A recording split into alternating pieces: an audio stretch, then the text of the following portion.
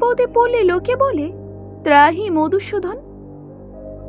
তা কোগ্রামে লোকেরাও তাই বলতো, কিন্তু তারা কথাটা বলতো মধুসূদন পণ্ডিতকে। বাস্তবিকভাবে মধুসূদন ছিল কোগ্রামের মানুষের কাছে সাক্ষাৎ দেবতা। যেমন বামুনাই তেজ, তেমন ছিল সর্ববিদ্যা বিশারদ। চিকিৎসা জানতেন, বিজ্ঞান জানতেন, চাষবাস জানতেন, মারণ উচ্চাটনও জানতেন। তাঁর আমলে গাঁয়ের লোক মরত না। এমনই একদিন ঝাঁঝের বেলা কোষ্ঠকাঠিন্যের রোগী বগলাবাবু মধুসূদনের বাড়িতে পাঁচজন আনতে গেছেন। বগলাবাবু গিয়ে দেখেন গোটা চারেক মুস্কো চেহারার গোপওয়ালা লোক উঠোনে হ্যারিকেনের আলোয় খেতে বসেছে, আর মধুগিন্নি তাদের পরিবেশন করছে। লোকগুলির চেহারা ডাকাতের মতো, চোখ চারিদিকে ঘুরছে যেন। পাশে পেল্লায় চারটে কাঁটাওয়ালা মুঙ্গুরও রাখা। মধু পণ্ডিত তখন বগলাবাবুকে বললেন, আরে ওই চারজন অনেক দূর থেকে এসেছে তো, আবার এক্ষুনি ফিরে যাবে কিনা, অনেকটা পথ, তাই খাইয়ে দিচ্ছি। কথাটাই অবশ্য অবাক হবার কিছুই নেই। মধু পণ্ডিতের বাড়ির উনুনকে সকলে বলে রাবণের চিতা। জ্বলছে তো জ্বলছেই, অতিথিরও কামাই নেই, আর অতিথির সৎকারেও বিরাম নেই। বগলাবাবু তখন বললেন, তা ভালো হে, কিন্তু আমারও তো অনেকটা পথ যেতে হবে, পাঁচজনটা করে দাও তো। মধু পণ্ডিত তখন বলে, আরে বাবু বসো তো, হয়ে যাবে এক্ষুনি। ওই চারজন বরং তোমাকে খানিকটা এগিয়ে দিয়ে যাবে খন। ওই শচীন খুড়োকে নেতি এসেছিল, তা আমি বারণ করে দিয়েছি। বগলাবাবু তখন চমকে উঠে বললেন, শচীন খুড়োকে? বলো কি হে? খুড়োর যে এখন তখন অবস্থা, এই 3 বার শ্বাস উঠল। আরে হ্যাঁ, সেজন্যই তো নিতে এসেছিল ওরা। বগলাবাবু কিন্তু কিছুই বুঝলেন না। পাঁচজন তৈরি হলো, লোকগুলিও খাওয়া ছেড়ে উঠল। মধু পণ্ডিত তখন হুকুম করল, এই তোরা ওই বগলা দাদাকে একটু এগিয়ে দিয়ে যা দেখি। বগলাবাবু একটু কিন্তু কিন্তু করেও ওদের সঙ্গে চললেন। বাড়ির কাছাকাছি এসে ভয়ে ভয়ে জিজ্ঞাসা করলেন, তা তোমরা কারা বাবারা? লোকগুলি তখন পেন নাম ঠকে বলল, আগে আমরা যমদূত, প্রায় আসি এই দিক পানে, তবে সুবিধে করতে পারিনি।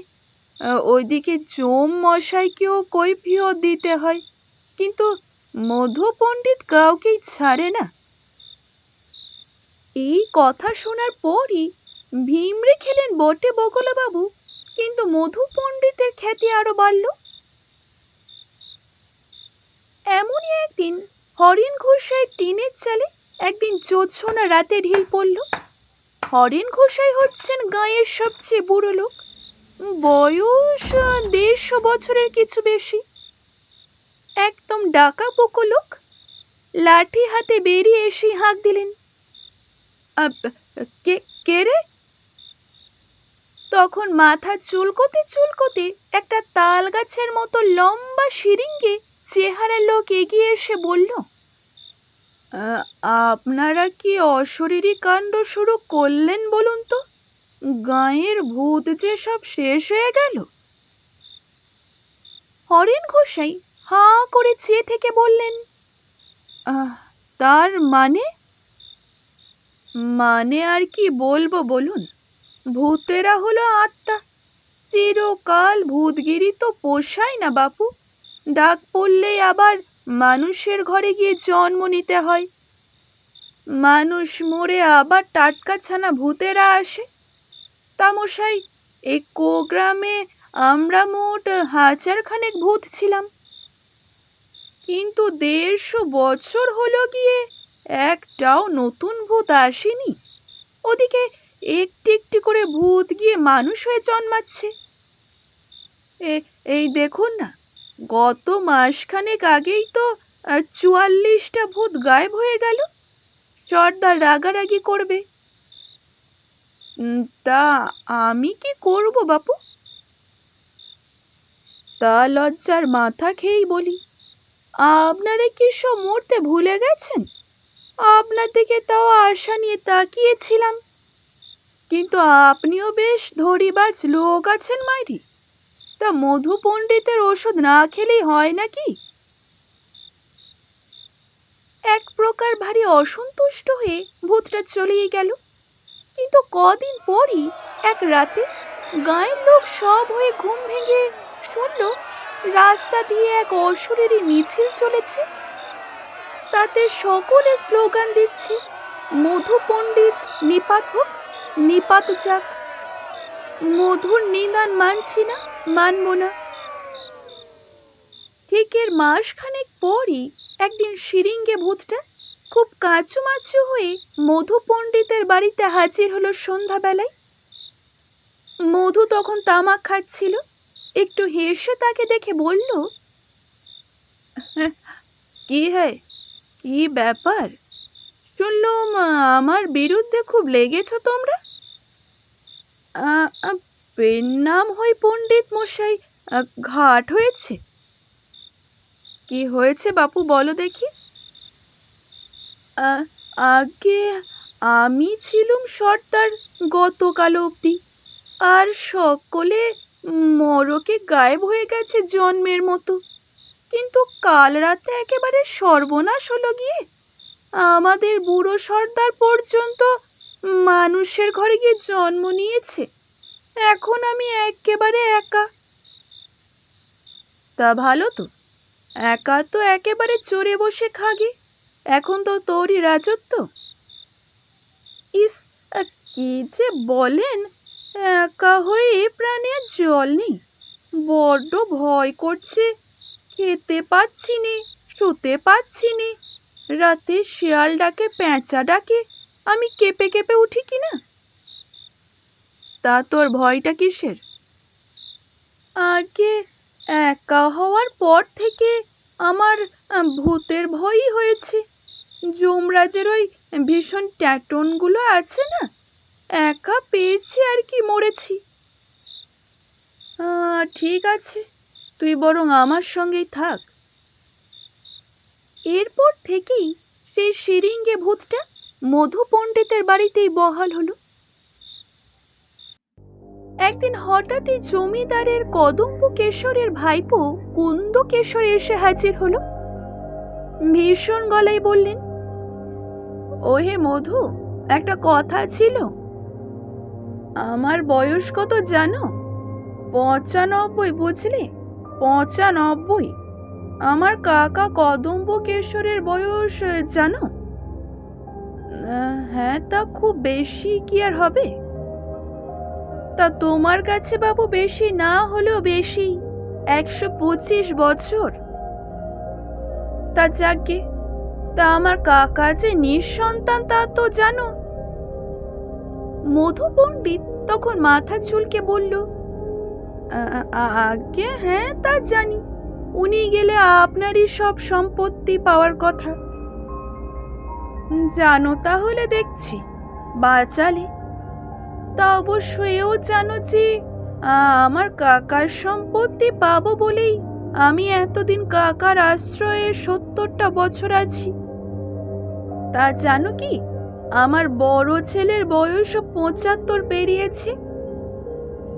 শোনো বাপু, কাকা মরুক এ আমি চাই না, কিন্তু হকের মরাই বা লোক মরছে না কেন? মরলে আমি কান্নাকাটিও করব, কিন্তু মরছে কোথায়? আর নাই যদি মরে বাপু, তবে অন্তত সন্ন্যাসী হয়ে হিমালয়ে তো যেতে পারে। তা তোমার ঔষধে কি মরা বারণ নাকি? তোমার নামে লোকে যে কেন মামলা করে না, সেটাই বুঝি নে। মধু পণ্ডিত তখন বিনয়ের সঙ্গে বললেন, আগে আপনার বয়স হয়েছে জানি, কিন্তু তাতে ভয় খাচ্ছেন কেন? বয়স তো একটা সংস্কার মাত্র। শরীর যদি সুস্থ সবল থাকে মানসিকতা যদি স্বাভাবিক থাকে তবে আপনি 100 বছরও যুবক। কুন্দকেশর চলে গেলেন, কিন্তু কিছুদিন পরই শোনা গেল তিনি 99 বছরের স্ত্রী আর 75 বছরের বড় ছেলের হাত ধরে সন্ন্যাস হয়ে বেরিয়ে গেছেন। এমনই একদিন সন্ধ্যা হয়েছে, প্রচন্ড বর্ষা নেমেছে, মেঘও ডাকছে, ঝড়ের হাওয়া বইছে। এই দুর্যোগে হঠাৎই মধু পণ্ডিতের দরজায় কড়া নাড়ল কি।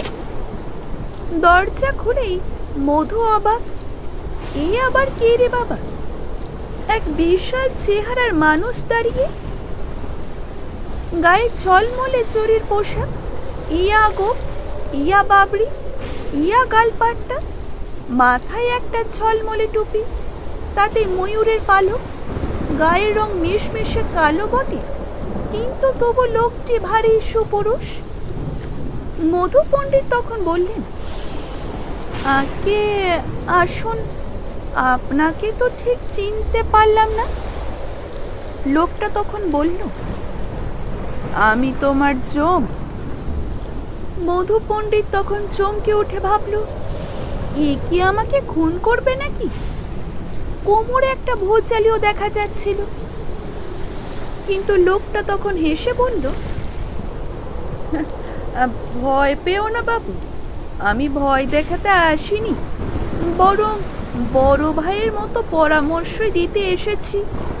তুমি এই গান আছালে আমি যে কাজ করতে পারি না বাচ্চা, আমি যে সত্যই যমরাজ তা বুঝতে পারছো নিশ্চয়। মধু পণ্ডিত তখন বলল, আগে আপনার আদেশ শিরোধার্য, কিন্তু শ্বশুর বাড়িটা কোথায় ঠিক মনে করতে পারছি না। হ্যাঁ বলো কি হে, শ্বশুর বাড়ি আবার লোকে ভোলে? আগে অনেক দিনের কথা কি না, দাঁড়ান গিন্নিকে জিজ্ঞেস করি গিয়ে। মধু পণ্ডিতের গিন্নি তখন এক গাল হেসে ভেতর থেকে বলল, এই বর্ধমানের গোবিন্দপুর, কিন্তু গিয়ে তো লাভ নেই, শ্বশুর শাশুড়ি তো গত হয়েছেন। যমরাজ তখন বলেন, তা শালা শালিরা তো আছে, আগে ছিল, তারাও আর নেই। তা তাদের ছেলে মেয়েরা সব, তা আর তাদেরও খুব বয়স হয়েছে কিনা, গেলে বোধহয় আর চিনতে পারবে না। যমরাজ তখন খুব গম্ভীর গলায় বললেন, তা তোমার বয়স কত মধু? আগে ঠিক মনে নেই। যমরাজ তখন ডাকলেন, চিত্রগুপ্ত, মধুর হিসাবটা দেখো তো। চিত্রগুপ্তের কাছ থেকে জানা গেল মধুর বয়স 225 বছর। যমরাজ তখন বললেন, ছি ছি মধু, এতদিন বাঁচতে তোমার ঘৃণা হলো না? যাকে আর কিছু তোমায় বলবো না, পৃথিবীর নিয়ম ভেঙে চলেছ, চলো মজা টের পাবে। যমরাজ তখন চলে গেলেন। মধু কিছুদিনের মধ্যে মজা টেরও পেতে লাগলো। এখন হয়েছে কি, মধুর ঔষধ যে শুধু মানুষে খায় তা নয়, রোদে সুখ হতে দিলে পাখি পক্ষীরাও খায়, ঘরে রাখলে পিঁপড়ে ইঁদুরও ভাগ বসায়, তাদেরও হঠাৎ আয়ু বাড়তে লাগলো। এমনকি কোগ্রামের মশা মাছিও পর্যন্ত মরত না, বরং দিন দিন মশা মাছি পিঁপড়ে ইঁদুর ইত্যাদির দাপট বাড়তে লাগলো। কোগ্রামের এমন অনেক রোগী আছে যারা হাঁটা চলা পর্যন্ত করতে পারে না, কিন্তু দিব্যি বেঁচে আছে।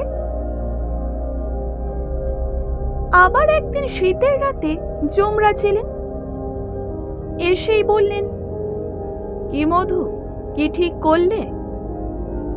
আগে লোকে বড় কষ্ট পাচ্ছে। তা তো একটু পাবেই, এখনো বলো জমির সঙ্গে পাল্লা দিতে চাও কিনা? মধু পণ্ডিত তখন বলল, আগে না, তবে এখন যদি ঔষধ বন্ধ করি তবে চোখের পলকে গা শ্মশান হয়ে যাবে। 100 বছর বয়সের নিচে তো একটিও লোক নেই। যমরাজ তখন গম্ভীর হয়ে ভাবতে লাগলেন, তা একটা ভাববার কথা বটে। তোমার এত প্রিয় গা, তাকে শ্মশান করে দিতে আমারও ইচ্ছা নেই। তবে একটা কথা বলি মধু, যেমন আছো তেমনই থাকো, সবাই বেঁচেই থাকো। আমি গণ্ডি দিয়ে গেলাম, গায়ের বাইরে কিন্তু মাতবরি করতে যেও না। তোমরা যত দিন খুশি বেঁচে থাকো গিয়ে, অরুচি যতক্ষণ না হয়, তবে বাইরে কেউ যেন সন্ধান না পাই তোমাদের। এক কানাওয়ালা ভূতকে আমি পাহারায় রাখলাম। সেই থেকেই আজও শোনা যায় কুগ্রামের কেউ মরে না, কিন্তু কোথায় সেই গ্রাম তা খুঁজে খুঁজে লোকে হয়রান। আজও কেউ খোঁজ পায়নি। এখানে শেষ করলাম গল্পটি। গল্পটি যদি ভালো লেগে থাকে অবশ্যই একটি লাইক করবেন, শেয়ার করবেন এবং কেমন লাগলো জানাতে ভুলবেন না। ধন্যবাদ।